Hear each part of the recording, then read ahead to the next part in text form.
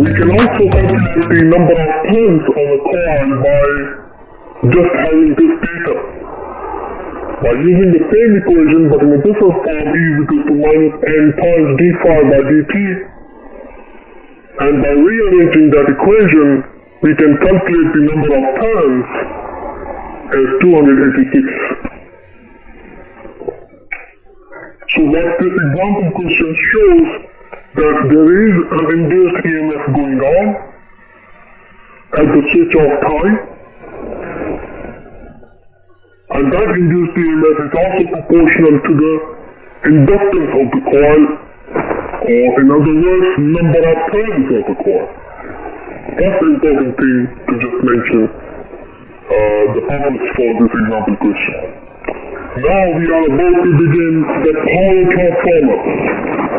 I always try to recommend everybody to start with the inventor, who invented the concept of power transformer that we use in our daily lives.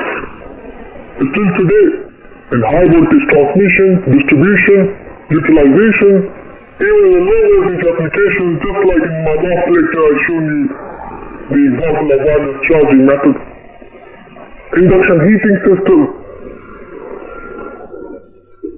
the low voltage substation transformers, or coal mounted transformers. What is the benefit of having a transformer anyway? A transformer, by its word, that transforms the voltage from one level to another level. And we need to ask the question why. But before we go into details, but I really recommend you to read the Nikola Tesla's patent, which was published in 1897, and you can read his works, his invention for the creation of this transformer that we still rely on. And of course, we need to ask the question, what is a transformer first? How can we define? Well, is it a machine, or is it an equipment? Is it a device? Well, it can be anything. Typically, a transformer, a power transformer, is a machine. It's an electrical circuit, or electromagnetic circuit, or magnetic circuit. You name it. The way you have to define the transformer, it depends on your perception, it depends on your perspective as well. How are you going to analyze the transformer? So a transformer, for example, typically or traditionally is a machine that changes or steps up or steps down the voltage of the AC system.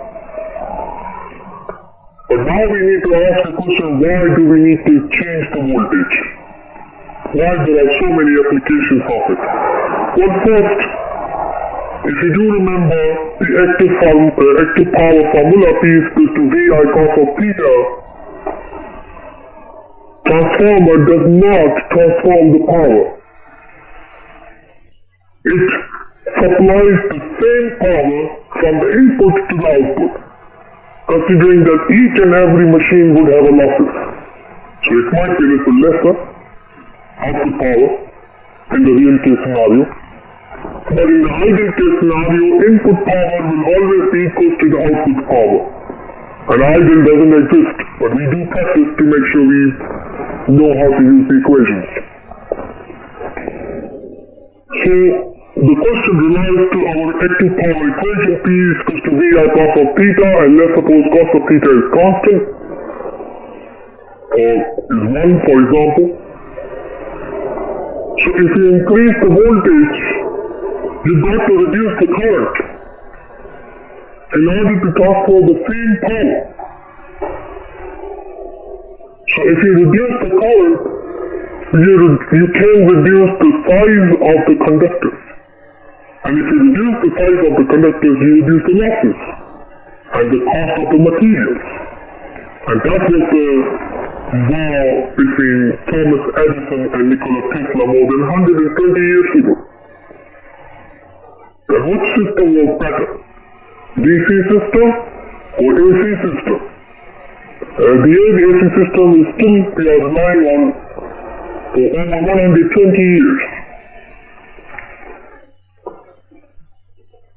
Now, the second sentence, how the transformer operates, under what principle? Well, the transformer operates on the principle of mutual inductance. We need to look into details what is mutual inductance, number one. And due to that mutual inductance only happens when there is a time-changing magnetic field. Now we need to look at the time-changing magnetic field as well. So a transformer operates on the principle of mutual inductance due to the time-changing magnetic field that induces the voltage in coil 1 of wire 1 on the left-hand side if it passes through the secondary coil without touching to each other. There is no electrical contact between it. It's a wireless energy transmission. That's why I talked about the wireless charger in my last lecture. So if I look at this sketch for a coil, and the coil 1, for example, if you supply the alternative current in coil 1, it would have the changing current, and the changing current would have the changing magnetic field. That means in the positive cycle, it would have the north and south poles. In the negative cycle, the poles changes. That's what the time-changing magnetic field means. So this time-changing magnetic field can actually first will induce the voltage in coil 1, but if it passes or if the secondary coil or coil 2 places next to it, near to it, not touching to each other electrically, it would cut the flux in the coil 2. It will induce the voltage in coil 2. That's called mutual induction. That's the natural phenomenon. Now we need to look at, like I mentioned, that in the positive cycle, it has north and south poles, and after 180 degrees of the AC waveform, the poles changes, and this happens constantly.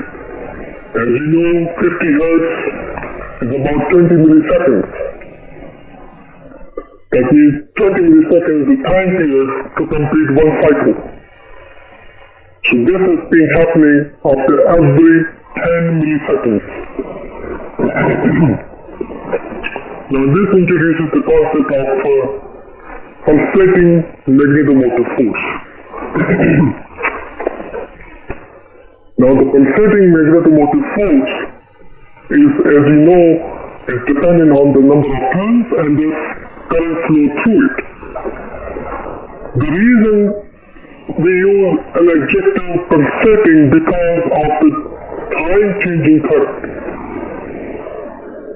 So the transformer is dependent on pulsating EMF. There are three types of magnetomotive force. One is called static EMF, which what we were dealing with in our last learning outcome, electromagnetism. Everything was static. The pulsating EMF is what we use in transformer. That's the basis of its operation.